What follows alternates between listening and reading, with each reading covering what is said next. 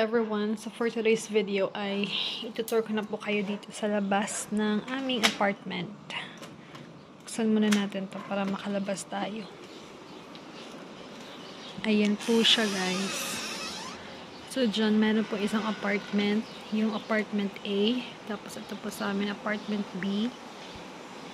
At nagtanim pa ako ng mga orchids ko po. So dinala ko dito galing sa old apartment. Yan. Wow, ganda ng hangin. Yan po yung palibot, yung paligid natin. Tapos another apartment din po yan, bahay siya. Tapos ito, tinanim to ng may-ari, ayan. Sinabihan niya ako na kung pwede ko daw lagyan ng patubian bala, bunyagan kung twice a week. Tapos ito guys, ito yung bago kong binili dun sa Home Depot. At saka tinransfer ko dito para malaki yung lagayan niya. Later, didiligan ko to. Oh, diba? Ang ganda oh. Tapos next month, bibili pa uli ako. Paunti-unti lang kasi. Mahal. Mahal kasi siya guys. At ito, ganda pa din. Ayan. Galing yan sa old previous apartment. At ito guys, dati na to, nandito siya. Dati na yan. Ito din, binili ko din to. Yan, kasi mahilig ako sa rose. So, gusto ko pang dagdagan siya. Ito, dito na din to. Tinanim to ng owner. Tapos, punta tayo sa patio. Ayan, ito pala yung sa harap to ng aming apartment. May sasakyan dito, sasakyan niya ng isang tenant din. Dito maganda kasi hindi siya maingay. Kagaya din dun sa dati naming apartment. Wait lang. Close na natin to. So, ayan guys, meron ditong mini garden. Ayan siya. So, yung mini garden na yan, ginawa ito ng dating tenant dito. Pero itong bulaklak na to, yung naka-misitira, is tinanim yan ng asawa ng may-ari. Kaya hindi ko siya pinakialam. But maybe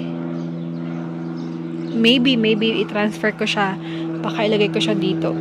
And we decided also na ilisan ang share at ang table kasi luma na to guys. Tingnan nyo. Yan, may sira na. Dito na to. Siguro, ang may-ari nito yung previous tenant. So, baka bibili kami ng bago. Pero hindi pa ngayon. Ayan.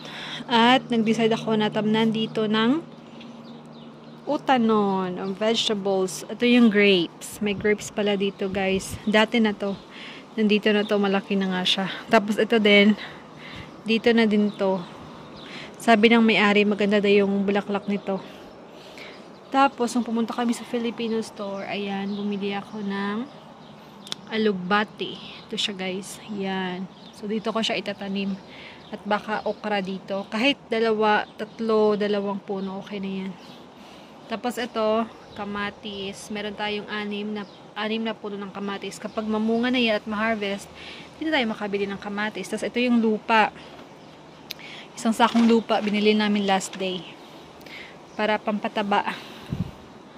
At dito meron tayong string beans. 2 punong string beans yung binili ko. Tapos ayan guys, cucumber. Takto yan. Yan siya. At yung ating may 2 patatas ako tinanim dyan. At saka yan guys, yung malunggay. So sana mabuhay kayo para makasave kami sa mga gulay-gulay. Kasi mahal yung gulay dito, lalo na kapag sa Filipino store, mga nasa $3 to $5 din yun. Di kapag makasave ka, ibayad na lang sa kuryente. At ito, yung mga boxes na nilagyan namin dati, baka i-post ko to online. At baka may gusto nito. Tapos ito yung cabinet ng dating tenant. Ewan ko ba't hindi niya kinuha. Nandito pa din. Kaya dito na namin nilagay. Tapos ito pala guys, binili ito namin online. Sampayan. At dito yung mga sabon, panlaba. At ito yung washing.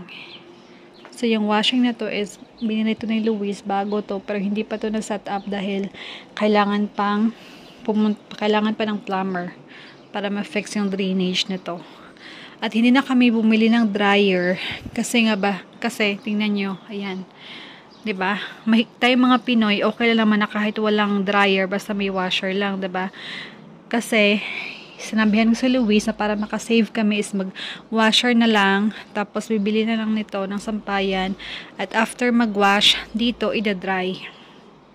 But so far, mga 1 week na kami dito, hindi pa ako nakapag-washing dahil nga po, hindi pa yun na-fix.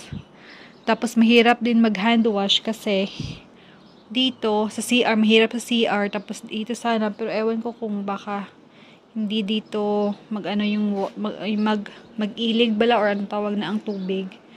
So, ayan, ito po yung nagustuhan ko. Ito talaga yung favorite part ko ng bahay. Itong backyard. So, every morning dito ako nakaupo, tingin-tingin, tapos afternoon din, dito din nagre-relax. Diba? At saka yan po yung yan yung bedroom. Tapos tingnan nyo guys, dito, malamig kasi maraming punong kahoy.